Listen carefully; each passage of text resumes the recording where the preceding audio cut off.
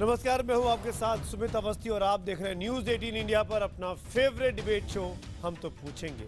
आज हम दरअसल पूछना चाहेंगे असदुद्दीन ओवैसी साहब से, जो कि हैदराबाद में 2013 में जो 2 बम धमाके हुए थे दिलसुख नगर में, उसके कन्विक्टेड जिन पर अपराध साबित हो गया, उन 2 अपराधियों भटकल ब्रदर्स का बचाव करते आज क्यों दिखाई दे रहे हैं। आखिरकार क्यों देश के एक माननीय सांसद को ऐसा ट्वीट करना पड़ता है, और एक नहीं कई सारे ट्वीट करने पड़ते हैं, जिसका भाव निकलकर ये आता है, एक पक्ष को ये दिखाई देता है कि जैसे ओवैसी साहब मजहबी रंग देने की कोशिश कर रहे हैं अपराधियों को, आतंकियों को बचाने के लिए, कि क्योंकि दरअसल वो अल्पसंख्यक आरोपी थे, अपराधी हैं, इसलिए उनके मामले तेजी से सुलझा दिए गए, जबकि कई सालों से कई बड़े मामले चल रहे हैं, उन पर एनआईए जैसी एजेंसियां काम तेजी से नहीं करती हैं।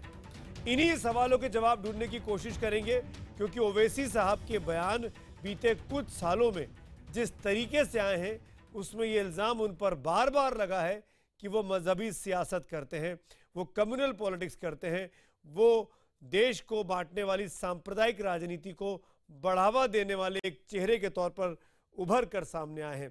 कितना दम है इन आरोपों पर, इस पर आप भी जवाब दीजिएगा। लेकिन मैं मेहमानों के साथ डिबेट करूं उसके पहले ये दिन भर का घटनाक्रम। हम तो पूछेंगे में अगले 1 घंटे बड़ी बहस, भटकल को फांसी, ओवैसी को दर्द।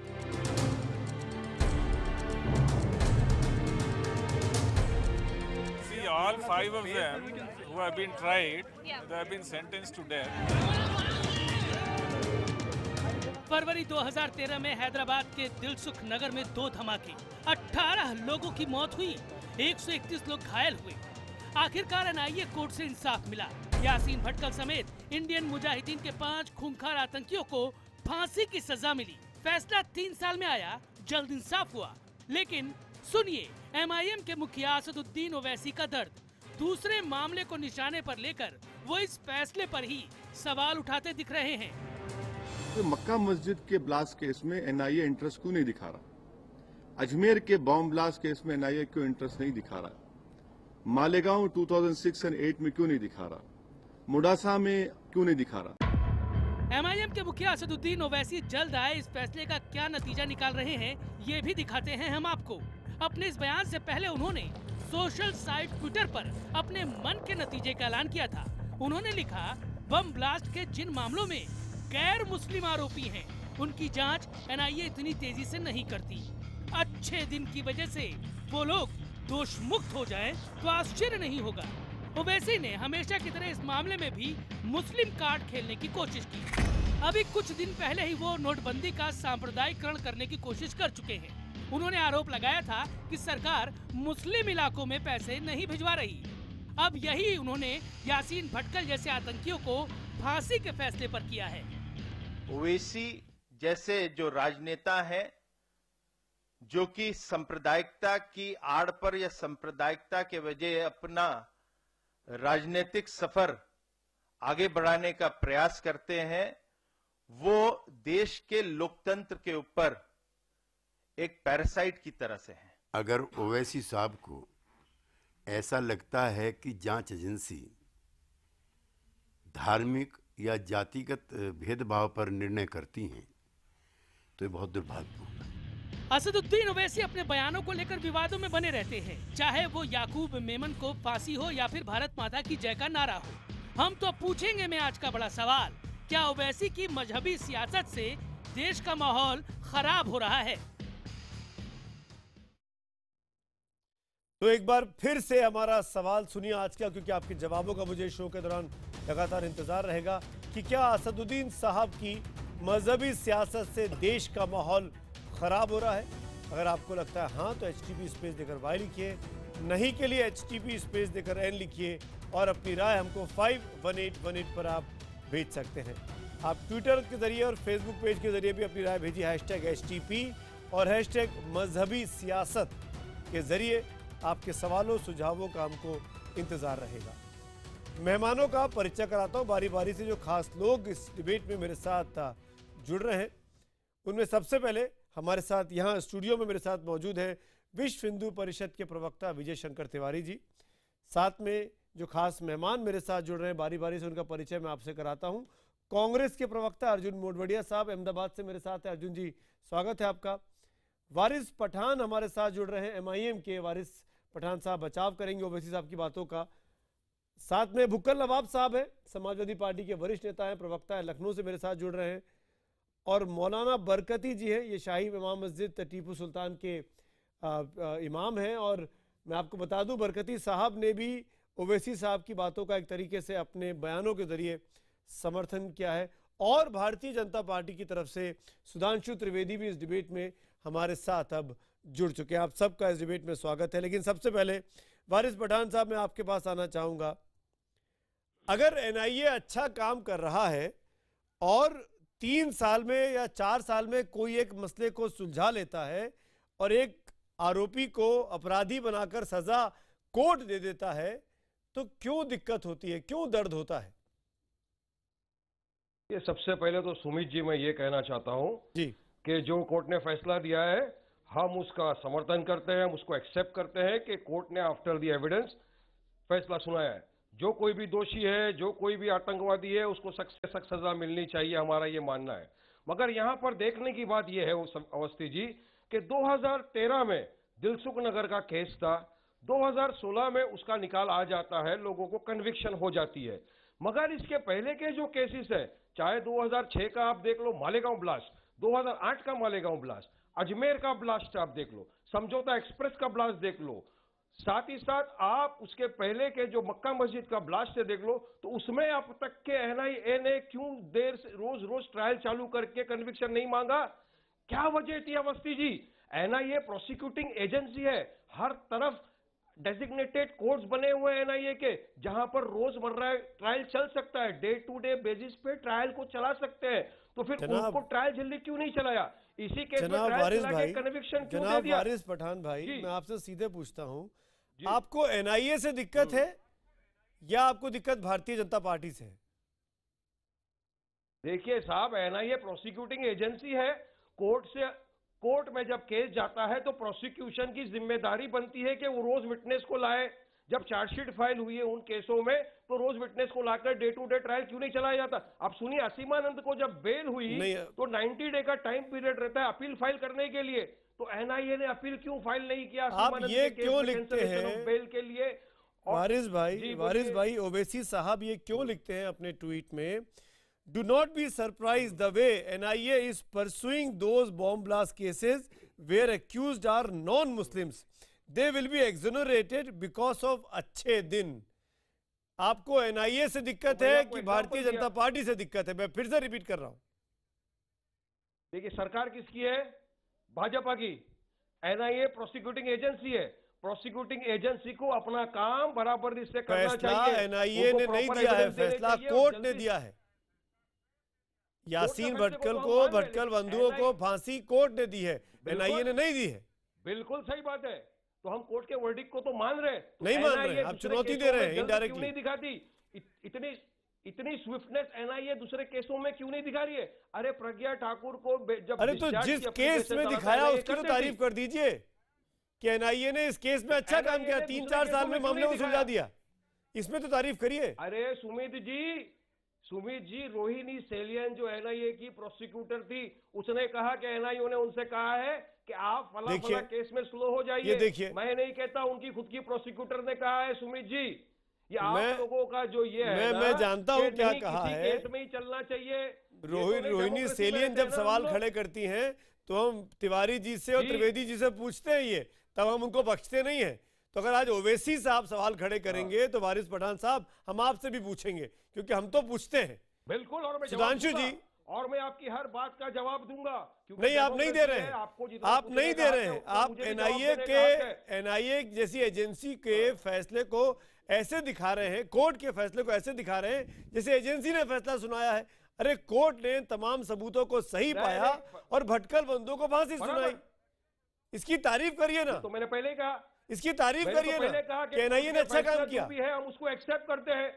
हम कोर्ट के फैसले को पूरी तरह एक्सेप्ट करते हैं, मगर एनआईए ने जितना स्विफ्टनेस से इस केस को चलाया उतनी स्विफ्टनेस से सुधांशु एनआईए जी, दूसरे केसों को ये क्यों नहीं इल्जाम है चलाती है, आपकी सुमित पार्टी साहब? पर। ये सवाल है मेरा आपसे। ठीक है सुधांशु आप त्रिवेदी, बताइए ये इल्जाम है क्यों आपकी नहीं चलाती पार्टी पर सीधे तौर पर, जिसमें ये कह रहे हैं वारिस पठान और उनके नेता असदुद्दीन ओवैसी कि आप लोग, क्योंकि बीजेपी की सरकार है, क्योंकि भारतीय जनता पार्टी के जरिए एनआईए काम कर रही है, तो आप हिंदुओं को, हिंदू अपराधियों को या आरोपियों को बचा रहे हैं आपकी एजेंसी को पे दबाव डालकर।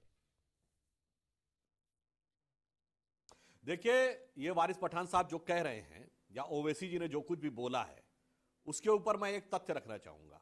यदि यही बात को आप माने, मैं तो कहता हूं किसी भी आतंकवादी को मजहबी चश्मे से न देखा जाए।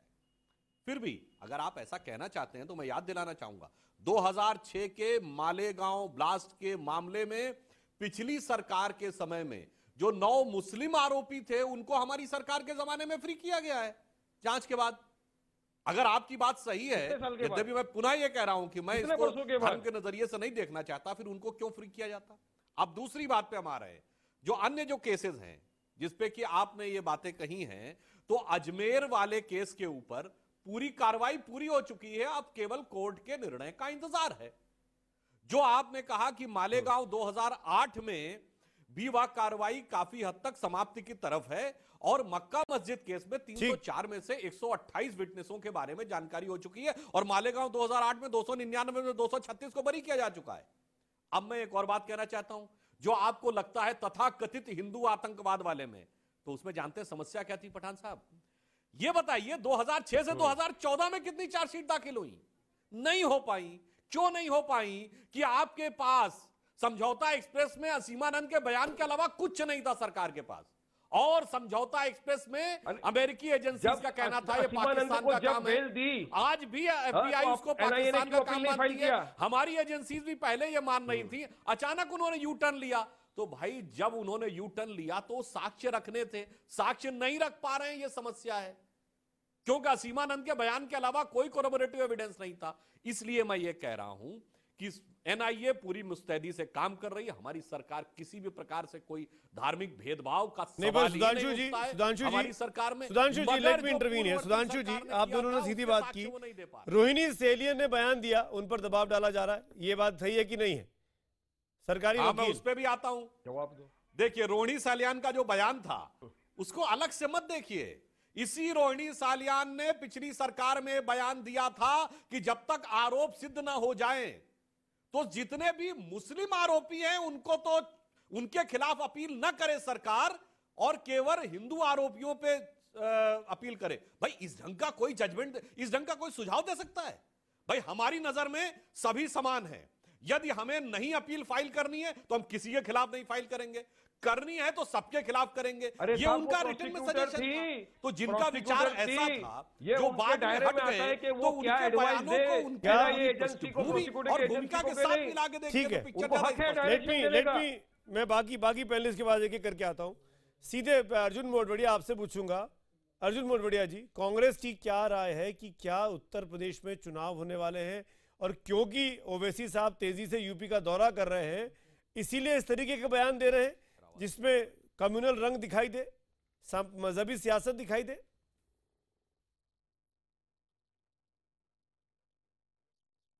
दोनों पार्टियां हैं, ओवैसी साहब की पार्टी और भारतीय जनता पार्टी, जो दोनों की मजहबी सियासत है, वो दोनों एक दूसरे के पूरक हैं और एक दूसरे को मदद कर रहे हैं।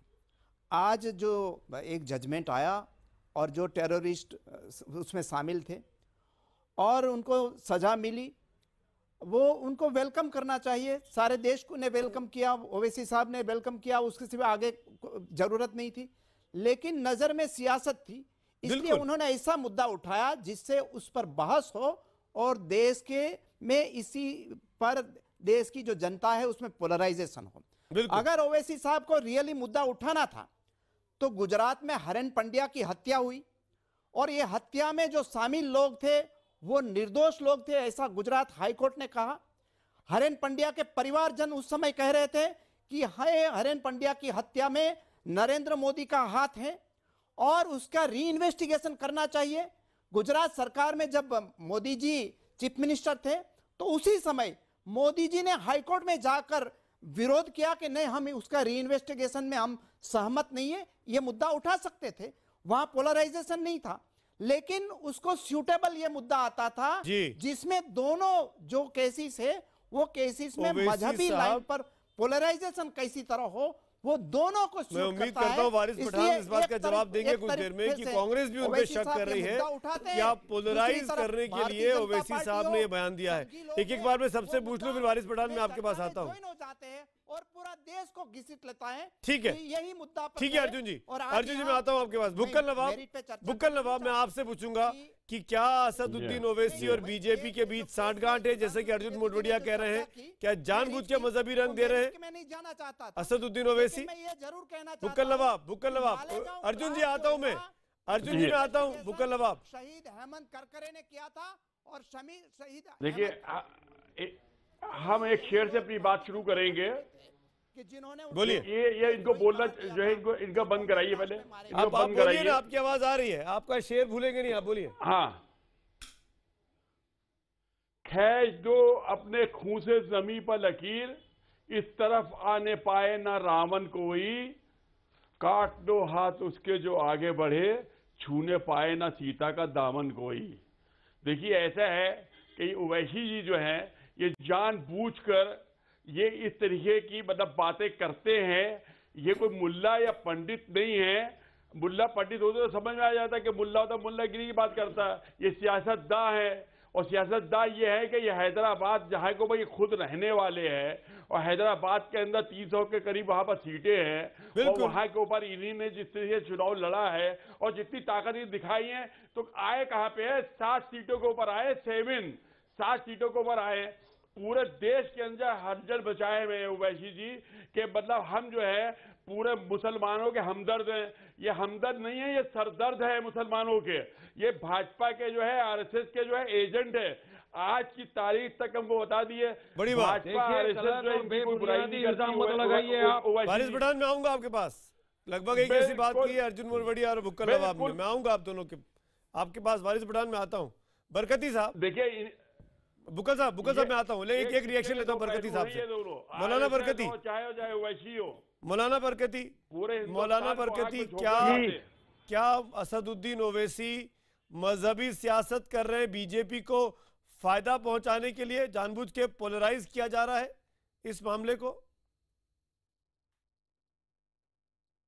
नहीं, वो पॉलिटिकली तो आप छोड़ दीजिए कि ओवैसी क्या कर रहे हैं और नहीं कर रहे हैं, लेकिन ऐसे भी आप महसूस कर रहे होंगे अगर जस्टिस साहब करते हैं। ये कोई मुल्ला की बात नहीं, बरकती साहब पॉलिटिकली भी बहुत समझते हैं, बूझते हैं। पार्टी के टीएमसी को भी मैं समझता हूँ, कांग्रेस को भी, बीजेपी को भी, आरएसएस को भी। ये ज़रूर है कि कहीं ना कहीं जो है एनआरआई और कोर्ट कहीं ना कहीं तासुब का शिकार हो गया है हिंदुस्तान में। इसमें कोई शक नहीं है। मैं बिल्कुल चाहता हूं कि हिंदू, मुसलमान, सिख, ईसाई, जैनिस्ट, बुद्धिस्ट सब मिलकर रहें, लेकिन जजमेंट में ज़रूर आप देखें कि भाई चाहे हिंदू हो या मुसलमान हो, जो करप्शन कर रहा है उसको सज़ा होनी चाहिए। अगर हिंदू की तरफ से कोई कर रहे हैं तो उनको सज़ा हो, क्योंकि वो देश को नुकसान पहुँचा रहे हैं। अगर मुसलमान की तरफ से कोई कर रहे हैं तो उनको सज़ा हो। अगर एक मजहब थोड़ी होता है। हाँ, वही तो मैं बोला, मैं भी यही कह रहा हूँ। लेकिन जिस हैदराबाद सीट्स के रिप्रेजेंट करते हैं उसमें ब्लास्ट होता है दिलसुख नगर में, 15 से 20 लोगों की मौत होती है और उसके अपराधियों को जब कोर्ट सजा सुनाती है, सजाए मौत, तो ऐसा प्रतीत होता है ओवैसी साहब के बयानों से कि वो खुश नहीं है इस फैसले से। उनको इस बात की दिक्कत है कि 10 साल पुराने, 20 साल पुराने फैसले पर फैसला क्यों नहीं आया। सुमित जी नहीं, ये ओवैसी साहब की खुशी ना खुशी नहीं है। मैं आपसे सच्चाई बोलूं कि हिंदुस्तान के मुसलमान भी नाखुश है, हिंदुस्तान की जनता भी नाखुश है। दोनों, ये नहीं सिर्फ मुसलमान ही नाखुश है। आपको मैं सच्चाई बता दूं, जमीनी सच्चाई, कि इस मैंने फैसला सही हो। अब आप बताइए ना कि भोपाल में वो 8 को मार दिया गया गोली से, लेकिन आप उसी का दूसरा रंग देखिए। दूसरे रंग में आप ये देखेंगे कि किसी भी हिंदू को निकालकर गोली नहीं मारा जाता है। अब अभी ये पूरा अगर नक्शा खींचूं तो बहुत बड़ा नक्शा हो जाएगा। अरे भाई वो 8 आदमी जेलर को मार के भागे थे, कैसी बात कर रहे हैं बरकती जी? वो जेलर कौन था? ये तो आप इसमें मजहबी रंग क्यों ढूंढ रहे हैं? ये मैंने वो सिमी के आतंकी थे। आप तो खुद मजहबी है या मेरे अल्लाह, आप लोग तो खुद मजहबी है। अरे कौन नहीं मजहबी है? मजहबी होने में दिक्कत थोड़ी है। सब मजहबी, मैं तो बोल ही रहा हूँ मजहबी होने में दिक्कत नहीं है, लेकिन मजहब के नाम पर सियासत करने में दिक्कत है, मजहब के नाम पर वोट मांगने में दिक्कत है।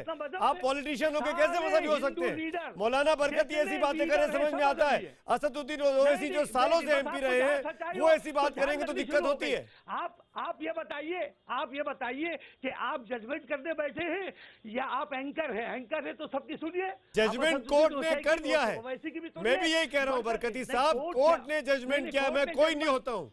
कोर्ट का तो सम्मान करिए, कोर्ट का तो सम्मान करिए। कोर्ट आपका, कोई कोर्ट नहीं आपका है। मेरा क्या होता है? करना चाहिए। मैं आपको अपना भाई मानता हूँ, आप मुझे अपना भाई नहीं मानते हैं?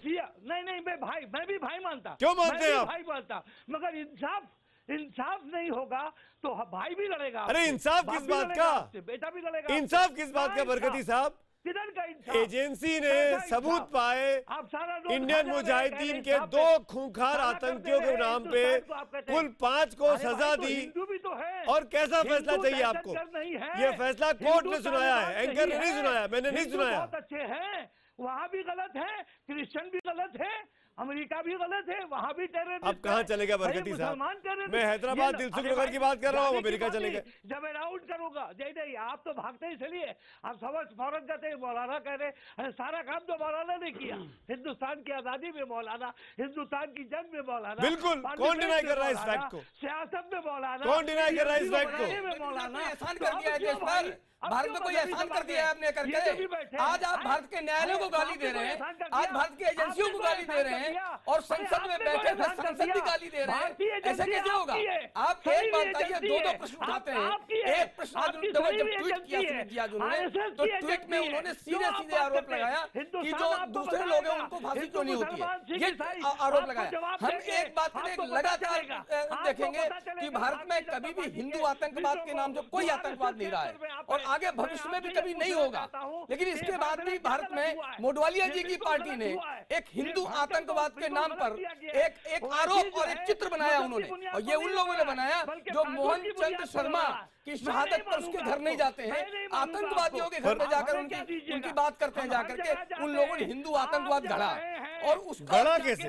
नहीं, उसका सहारा लेकर के आज ये एक हिंदू आतंकवाद के नाम पर बात करते हैं। अभी सुधांशु जी ने बात कही कि जो लोग पकड़े गए थे, सुमित जी, वो जो मुस्लिम आतंकवादी पकड़े गए थे उनको छोड़ दिया गया, उस सरकार ने छोड़ दिया। आप मुझे बताइए, हिंदू आतंकवाद का नाम देना हो या न देना उसमें मत जाइए।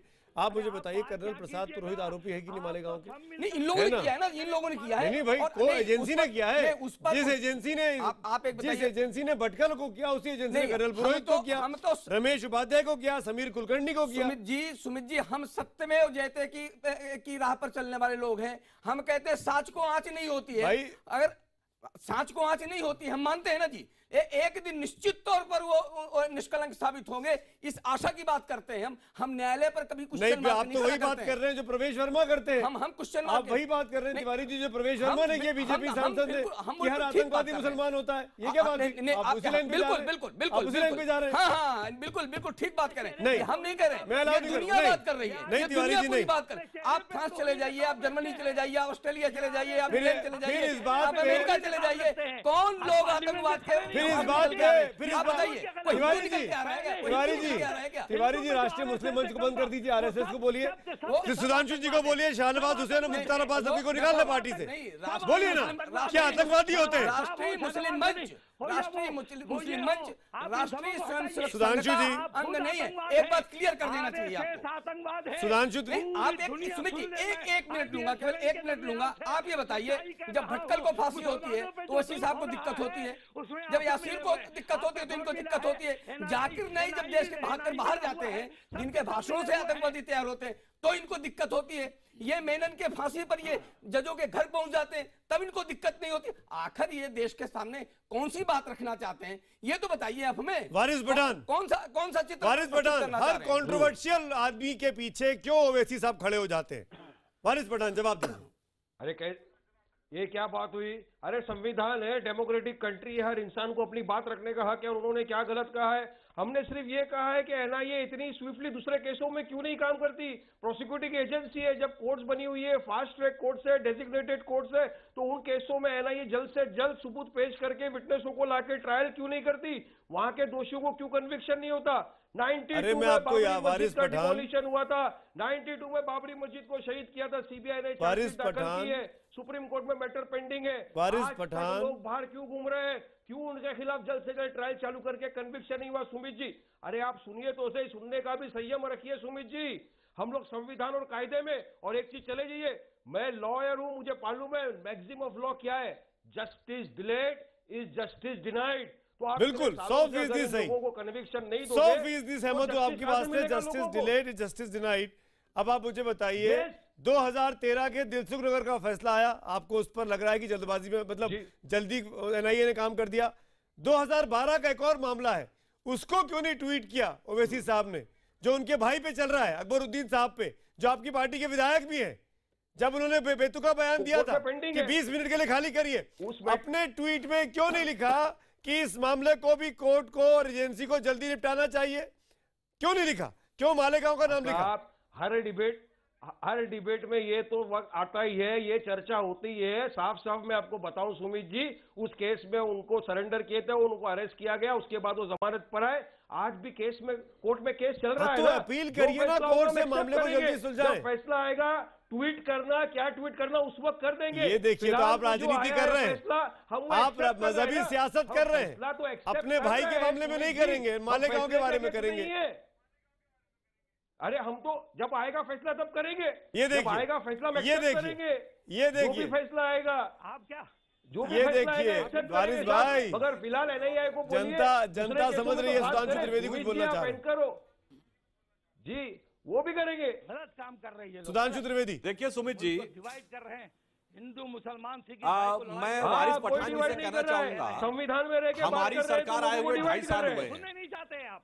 बरकती साहब एक मिनट, मैं संविधान, मौलाना बरकती में दरख्वास्त कर रहा हूँ, शांत रहिए। सुधांशु त्रिवेदी बोल रहे हैं, सुधांशु त्रिवेदी बोलिए, आप हमको बोलिए। सुधांशु त्रिवेदी बोल रहे हैं, सुधांशु जी। देखिए वारिस पठान साहब, हमारी सरकार को आए हुए 2.5 साल हुए हैं, आपको जो नजरिया रखना हो रखिए, मगर मैं एक एग्जाम्पल देना चाहता हूं आपके सामने। ये बताइए, मालेगांव ब्लास्ट 2006 था, 2014 तक 8 साल चार्जेस ही नहीं फ्रेम हो पाए, और 2008 के 26/11 में तो कसाब को फांसी तक हो गई। क्यों नहीं चार्जेस फ्रेम हो पाए 8 साल में? जो आप सबूत की बात कहते हैं ना वारिस पठान साहब, सबूत तो हो तब तो रखे जाएंगे, वरना कांग्रेस से पूछिए 8 साल तक चार्जेस क्यों नहीं फ्रेम कर पाए? कांग्रेस से इसलिए ये सवाल हमसे पूछ रहे हैं, उससे ज्यादा बड़ा क्वेश्चन उनसे बनता है। हमने तो सारे केसेस को तेज चलाया। अब एक और बात कहना चाहता हूं, देखिए साहब, आपने सुमित जी बहुत अच्छा याद दिलाया कि जिस जमाने में अकबरुद्दीन ओवैसी जी ने जवाब दिया था, एमआईएम उस समय कांग्रेस की गठबंधन सहयोगी थी आंध्र में, और अभी अर्जुन मोढवाडिया साहब कह रहे थे कि हम और ये इनके पूरक हैं। अरे आपके तो गठबंधन सहयोगी रह चुके हैं। हैदराबाद में तस्लीमा नसरीन की प्रेस कॉन्फ्रेंस में घुसकर जब घातक हमला उन पे हुआ, तो एमआईएम के विधायक और कांग्रेस के विधायक दोनों साथ साथ थे। अफजल गुरु की और याकूब मेनन के ऊपर छाती पीटने वाले कांग्रेस के भी थे, सपा के भी थे, और वही ओवैसी जी के हाँ मिला रहे थे। जवाब देंगे वारिस पठान? तो आप ये बताइए, इतना ही नहीं, जवाब अगर आप ये देखिए, दीजिए वारिस भाई, जवाब दीजिए।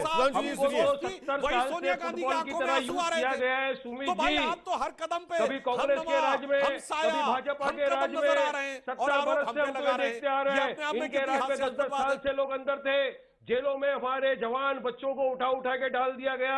बाद में 9-10 साल के बाद जब सबूत नहीं था, उनको छोड़ दिया गया। कहना चाहूंगा, सुनिए जवाबदारी लेगी। पठान साहब, सुन लीजिए थोड़ा सा। अभी मौलाना साहब अमेरिका तक चले गए, आपकी सरकार, तो मैं एक और बात पूरी ईमानदारी से कहना चाहता हूं कि अगर आप हकीकत में देखें तो आतंकवाद से सबसे ज्यादा मौतें अगर हुई हैं तो मुसलमानों की हुई हैं। 26/11 में जब गोली चली थी तो मरने वालों में 1/4 मुसलमान थे। तो आप ये नहीं कह सकते कि हकीकत तो ये है कि ये जिस प्रकार की फिरका परस्ती चलाई गई है, उसने सबसे ज्यादा नुकसान भी इसी समुदाय को किया है। मगर दुर्भाग्य ये है कि उसी में से ऐसी कट्टरपंथी ताकतों को राजनीतिक प्रश्रय दिया जाता है। वारिस भाई, फिर मैं और मैं ये भी कहना चाहता हूं, जब अगर आप अमेरिका तक गए, सुधांशु जी आतंकवाद से अगर जिस किसी की भी जान गई है तो वो पहले देश का नागरिक था, हिंदू मुसलमान सिख ईसाई अरे नहीं यही तो मैं कह रहा हूँ वारिस पठान, वारिस भाई यही मैं कह रहा हूँ आपको वारिस भाई, एनआईए कोर्ट का फैसला आता है तब आपको हिंदुस्तान क्यों नहीं दिखाई देता है, तब आपको मालेगांव अजमेर क्यों याद आता है, तब आप अकबरुद्दीन ओवैसी को क्यों नहीं याद करते? वारिस पठान, ये सिलेक्टिव तौर पर रिएक्ट करना ही मजहबी सियासत है, ये आप साबित कर रहे हैं अर्जुन मोटवाडिया। यही तो गलती है साहब आपकी। नहीं आपकी गलती है। आपने एक बार भी आपके नेता ने एक बार भी अकबरुद्दीन ओवैसी के केस का जिक्र नहीं किया। आप नेशनलिज्म का साहब क्या अर्जुन मोटवाडिया जी अर्जुन मोटवाडिया पहले अर्जुन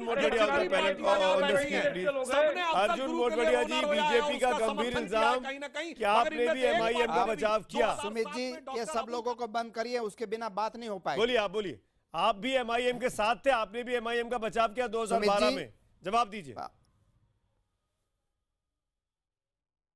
देखो, ये चुनाव की बात नहीं है। आज जो पॉलिसी, आज जो राजनीति हो रही है, सियासत हो रही है, उसकी बात है। कांग्रेस पार्टी ने आज तक जो भी टेररिस्ट अटैक में अपने सुप्रीम बलिदान दिए हुए हैं, इंदिरा गांधी की हत्या हुई, राजीव गांधी की हत्या हुई, कभी भी उसको मजहबी बात का कलर कभी नहीं दिया। पंजाब में कई दफा हमारे बड़े बड़े लीडर की हत्या, 84 के सिख दंगे अर्जुन मोटवाडिया जी, लेकिन जो भी आज आपने कहा कभी मजहबी रंग नहीं दिया, या ओवैसी हो, 84 के सिख दंगों को जवाब दीजिए ना। सज्जन कुमार जगदीश टाइटलर आपके नेता हैं कि नहीं है? तो उसको सिर्फ यही मजहबी कलर दिया जाता है, ये ठीक नहीं है। आज जो सामने चर्चा आ रही है उसमें मेरिट की बात हो जाती है कि भाई उसमें ये हिंदुओं में ये हुआ, मुस्लिम में ये हुआ, इसकी क्या जरूरत है?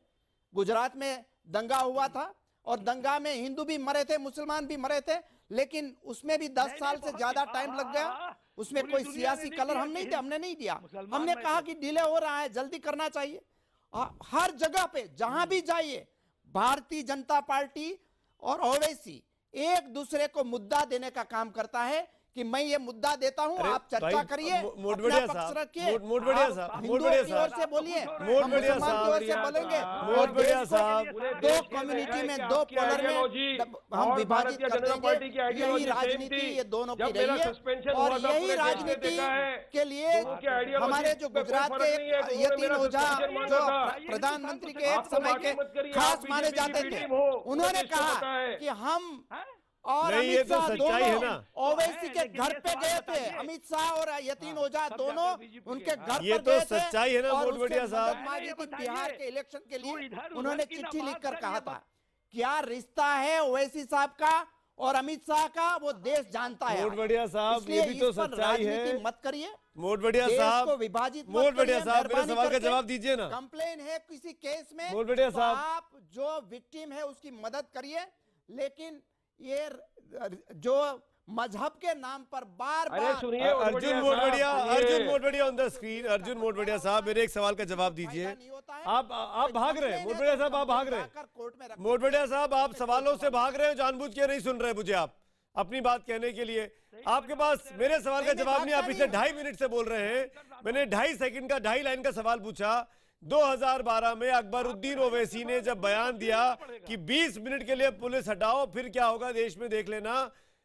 इस वक्त आप साथी थे, आंध्र प्रदेश में भी और दिल्ली में भी एमआईएम के साथ।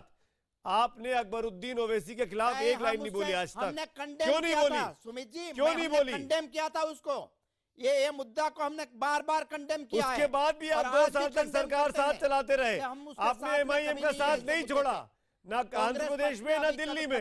क्यों? मुद्दे पर राजनीति की नहीं है, इसलिए उसको नहीं। आप मजहबी सियासत करते हैं। अगर आपका ये आरोप है कि बीजेपी करती है, आपका ये आरोप है कि एमआईएम करती है, तो कांग्रेस भी करती है। 1984 के सिख दंगों का मैंने बार बार नाम लिया, आप नहीं भाग सकते अर्जुन मोटवाडिया साहब। उसके साथ नहीं है ना बीजेपी की राजनीति के। 84 के सिख दंगों पे क्या कहेंगे आप? वो मजहबी दंगे नहीं थे, वो पूरक है। किसने किए थे? कौन लोग थे? कौन कन्विक्ट हुआ है जो एंटीसिपेटरी बेल के लिए अप्लाई कर रहा है? सज्जन कुमार और जगदीश टाइटलर, क्या बोलेंगे उनके बारे में आप? आपके नेता हैं कि नहीं है वो?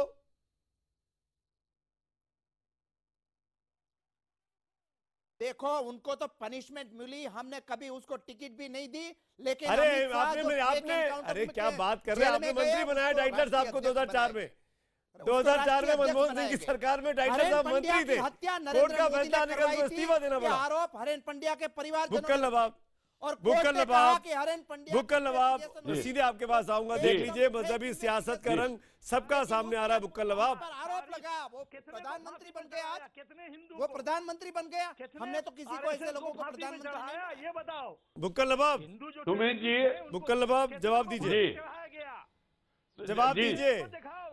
देखिए सुमित जी बिल्कुल सीधी सी बात है। हम लोग जो करते हैं 2 दूना 4 की राजनीति करते हैं, 2 दूना 5 की राजनीति नहीं करते हैं।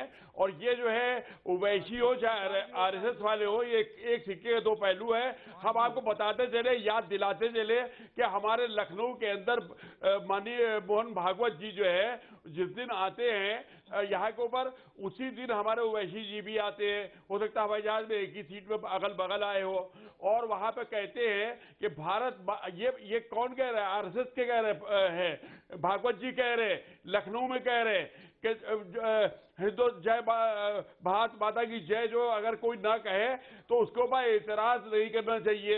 अमा आप दोनों साथ में बैठ के आए थे, इसलिए आपने ये बात कही कि मतलब भारत माता की जय। और उसके बाद में आप क्या, भारतीय जनता पार्टी है क्या, आरएसएस है क्या? कश्मीर में तो इनकी सरकार है, वहां पर भारत माता की जय कही जा रही है, तो आप उसको डंडे चला रहे हो, लाठियां चला रहे हो। जी बुक्कल साहब, तिवारी जी पूछ रहे हैं कुछ। बुक्कल साहब, भारत माता की जय का विरोध तो आपने भी कर दिया था, ओवैसी साहब ने शुरू किया, और आपने भी भारत माता की जय का विरोध किया था। आपने भी भारत माता की जय का विरोध किया था। हम लोग क्या रहते, हम भारतवर्ष में रहते, देश में हम कहे के लिए अल्पसंख्यक भारत माता की जय का बहुसंख्यक समाज है, उसको गुहार लगाने के लिए अल्पसंख्यक आयोग के पास जाना पड़ता है। भारत माता की जय का विरोध करो। ये जो ओवैसी साहब जैसे लोग हैं, उनके खिलाफ कुछ नहीं करता है, जो देश बांटने की बात करते हैं और जब आतंकवादियों को बचाव करते हैं। इसके बाद भी हमारे देश का जो आयोग है, हम उनके पास जब गुहार लगाने जाते हैं, इसके बाद इनके ऊपर आरोप आप मुझे बताइए, आज के हवाले करना चाहते हैं। बुक्कल नवाब आप मुझे बताइए, बुक्कल नवाब बुक्कल नवाब बुक्कल नवाब दूर रखना चाहिए। बुक्कल नवाब आप बहुत अच्छी बातें कर रहे हैं कि मजहब सियासत को दूर रखना चाहिए मजहब से। ये बात आप अपने माननीय नेता आजम खान साहब को सलाह देते कि नहीं देते? सब तो चोचला है।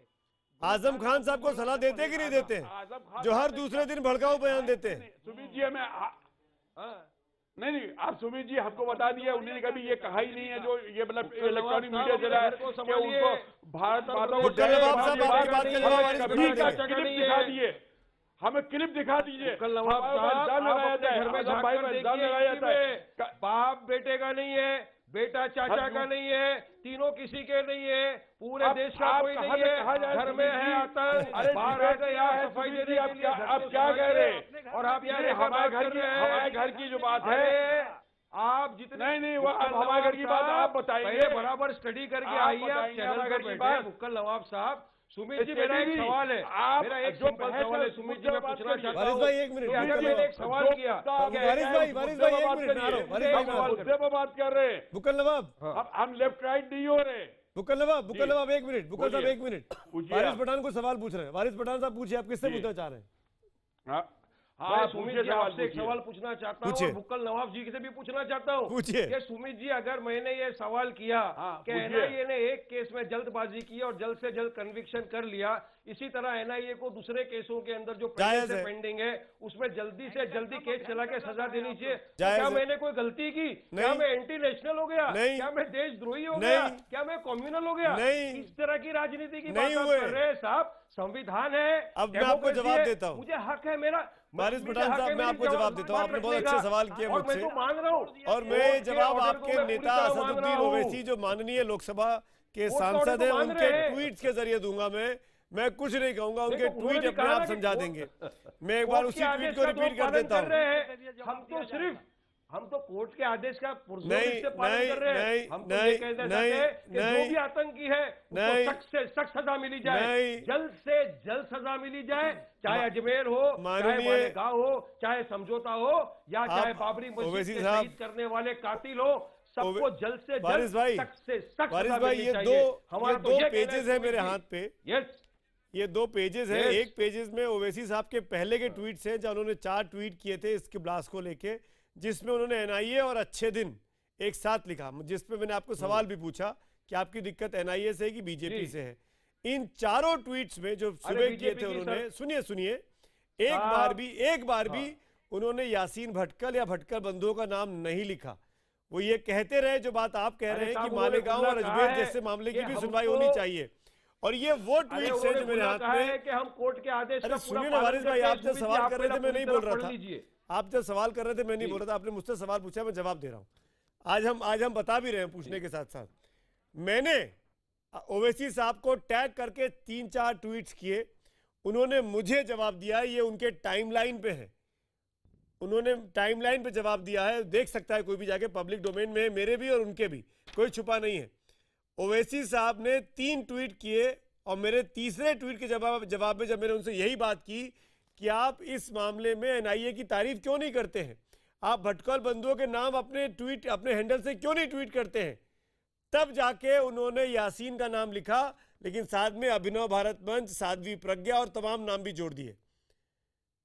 अब मेरा सवाल है तो क्या गलत किया बताइए मुझको। बिल्कुल गलत नहीं किया। आप लोग अब मेरा सवाल है, अब मेरा सवाल है, नाम लेंगे, अब मेरा सवाल है, अब मेरा सवाल है वारिस पठान, वारिस पठान, पार्शियल चीज है आपकी तरफ, वारिस पठान। अब मेरा सवाल है, अकबरुद्दीन ओवैसी का नाम क्यों नहीं लिखा उन्होंने, नाम नहीं लेते, अकबरुद्दीन ओवैसी का नाम क्यों नहीं लिखा उन्होंने, वारिस पठान।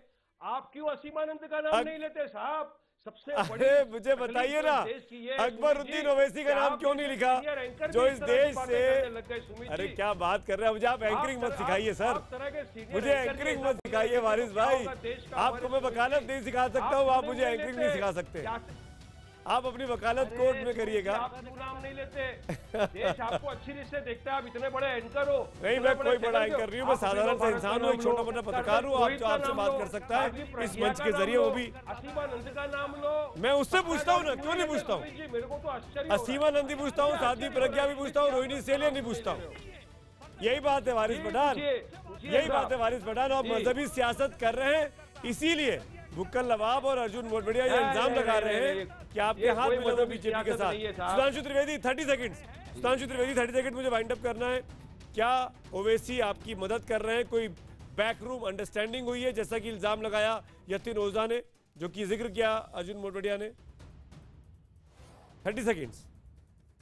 देखिए, अर्जुन मोटवाडिया जी किसी काल्पनिक चीज की बात कर रहे थे, उस पर मैं क्या उत्तर दे सकता हूं, परंतु इतना मैं साफ कहना चाहता हूं कि अगर आप देखें तो इनका टोन एंड टेरर, यानी भाषा, शैली, अभिव्यक्ति, सब कुछ एमआईएम और सपा और इनकी एक होती है। और हम तो हर समुदाय को साथ में लेके चलते। बुक्कल नवाब साहब ने भी बोला था ना, देखिए भाजपा के दौरे हुकूमत में हिंदू मुस्लिम दंगा तो छोड़िए, बुक्कल नवाब साहब आप लखनऊ के रहने वाले हैं, शिया सुन्नी दंगे होने बंद हो गए थे। 25 साल तक मदे साहबा का जुलूस नहीं निकला, हमारे ही रिजीम में वो भी निकला और बगैर दंगे हुए। क्या आप ये कहेंगे शिया सुन्नी दंगे भी कोई आप हमारे ऊपर बनाएंगे? सुधांशु जी मुझे वाइंड अप करना है, साथ में लेके चलते हैं हम कभी। सुधांशु जी मुझे वाइंड अप करना है, लेकिन मुझे जवाब नहीं मिला बीजेपी के किसी भी नेता से बीते 48 घंटे में कि प्रवेश वर्मा को अभी तक शो कॉज नोटिस क्यों नहीं दिया गया, प्रवेश वर्मा क्यों सांसद बने हुए हैं, ये जवाब बीजेपी के नेता नहीं दे पा रहे हैं। और इसको लेकर बीजेपी पर भी इल्जाम लगता है कि क्या वो भी मजहबी सियासत करती है, जैसा कि ओवैसी और तमाम लोग करते हैं। तमाम पैनलिस्ट का शुक्रिया। ब्रेक के उस पार देखेंगे, हम तो पूछेंगे कि डिबेट के नतीजे। बने रहिए मेरे साथ।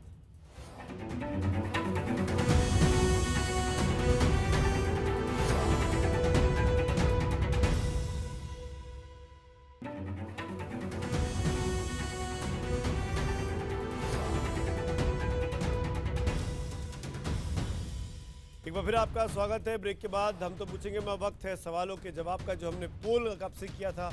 मजहबी सियासत हैशटैग था, हमारा सवाल था ओवैसी की मजहबी सियासत से देश का माहौल क्या खराब हो रहा है। हजारों की संख्या में हमको जवाब मिले हैं। 93% 93% लोग हाँ में जवाब देते हैं, 7% नहीं में। और ट्विटर पोल के नतीजे भी आपके सामने हैं। 89% हाँ में जवाब देते हैं, 11% नहीं में।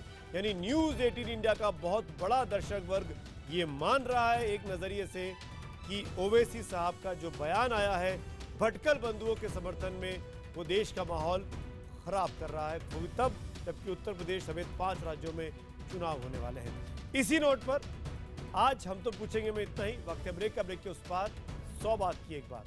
Good night.